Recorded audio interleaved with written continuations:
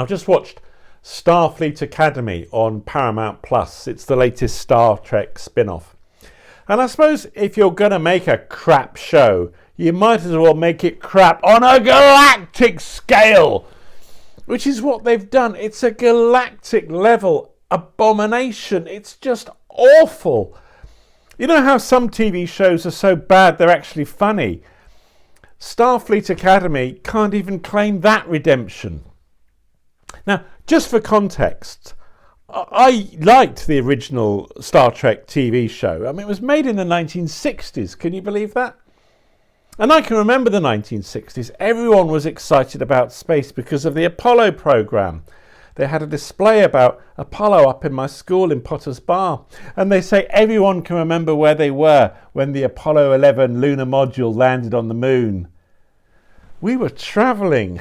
Dad had booked us a holiday for that day. We travelled to a hotel that had a tiny TV and a bar with no sound. Anyway, Star Trek was a staple on the BBC then and for many years to come. And it was great fun. There's other videos on YouTube that will give you the story of Star Trek, how it was made. Apparently it was sold as a Western in outer space because Westerns were very big on TV in the 50s and then merging that idea with space for the 60s. And it was groundbreaking for its time. A relatively diverse group of people in senior positions, while at the same time loyal to Uncle Sam. The Klingons, the baddies, they were the communists, the Soviets.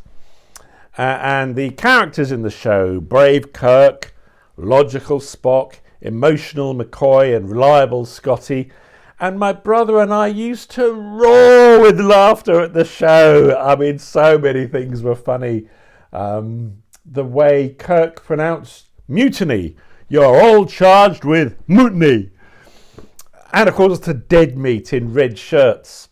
Kirk always used to beam down to a planet with his top command team, which in retrospect seems pretty poor risk planning, but they're okay because they always brought one or two doomed wannabe actors in red shirts who you knew would be dead before the credits rolled. And there were brave attempts at special effects, probably okay for the time, but some were seriously bad. I mean, it was all very silly, good fun. I didn't know there were people out there who took it seriously, like it was a work of literature or something. Anyway, the show stayed popular, and so the spin-offs started to arrive. I went to see the first Star Trek movie at the cinema.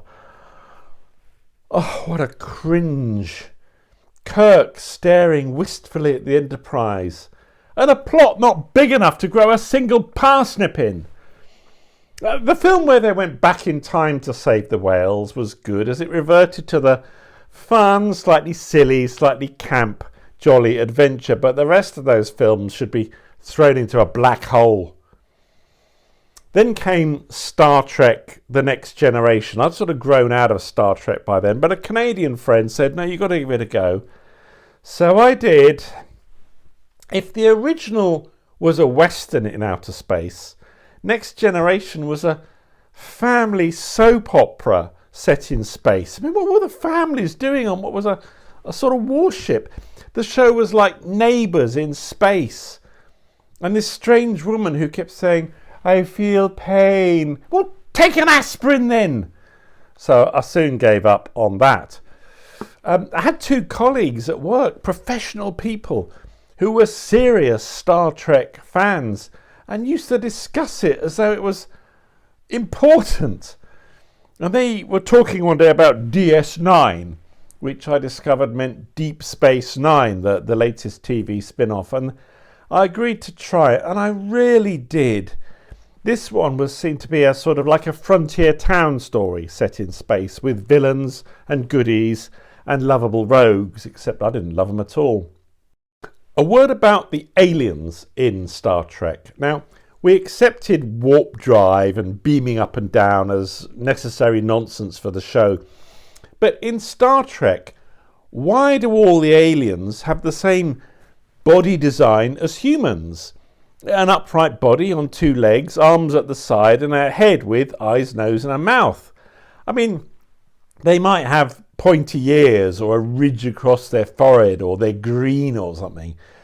In Starfleet Academy, the prosthetics are really dire. They look like plastic masks from a joke shop. But why would aliens have the same rough shape as humans? I mean, why aren't aliens like lobsters or crabs, say? At least that other franchise, Star Wars, accepts that alien life might look different. But in Star Trek, alien races can actually interbreed. Spock has a human mother and a Vulcan father, and they got together. There must be a word for that. Maybe specialist websites for it as well. Now, there's been more TV spin-offs, which I've not seen because life is limited. The movies had a reboot, and the first one was okay. The rest had some amusing moments, but otherwise formulaic and contrived. They lacked a sense of fun. Now, I'm a scientist, a techie, a nerd. I'm meant to be the target audience, but most of Star Trek is meritless. And now we have Starfleet Academy. Well, if the original was a Western in space, this is one of those ghastly American high school shows in space. Or perhaps I'm not the target audience after all. Still, how bad is it? Let me count the ways. Well, first of all, the main character, he's meant to be a bad boy. He was separated from his mother in childhood, and ever since he's led a life of petty crime. He's a genius, but he's an outcast, a rebel, who doesn't like Starfleet at all. Then he's shouted at for a few seconds by a Klingon, who has a South London accent. I mean, do we have Klingons in South London? Well, maybe. But then after that, he's suddenly compliant. His character's completely reversed. He's loyal and obedient and good. I was shouted at loads in my childhood and my marriage. And it doesn't endear you to the shouter, I promise you. It doesn't make you good or loyal. And then they find a retired Starfleet person who's working in a nursery school, and they hire her in to be the Chancellor of Starfleet Academy. And she agonises a bit and then says yes. And the actor playing this did the voice of Mrs. Incredible, but she sold her credibility for this. I mean, I'd sell mine for a pint of Shepherd Neame, but I hope she got a lot of money for selling her reputation to be part of Starfleet Academy. And the language in the show. I can't imagine Kirk or Spock saying, "I know my shit, motherfucker. Blow it at your ass. Quit dicking around." And the captain curls up in the captain's chair like a moody teenager checking her phone. Every scene is over CGI'd. There's things floating about, including robots. They've got giant hollow screens, and the sets are like, you know those houses that go over the top at Christmas and cover themselves with lights? The sets are like that. It's as though the makers think, oh, if we pump money in, we'll get a good show out, won't we? No. Some characters are holograms, and you can tell because early on someone passes their arm through the hologram's arm. But then a bit later, a hologram shakes hands with someone and bashes into people and objects, and later on is supporting an injured person. I mean, Red Dwarf did holograms and explained it all better. Where's Lister when you need him? I mean, there is an adventure. There's the baddie, and he grows ivy all over the ship somehow, and the cadets are ordered to their rooms like they're going to be safer there. But the main characters come out to save the day. One alien can walk around in the vacuum of space. Another has to run up some stairs to avert disaster. The bad boy turned good has to do some urgent computer programming. The Klingon lady is stabbed, but she's from South London, so she's used to it. But she needs surgery.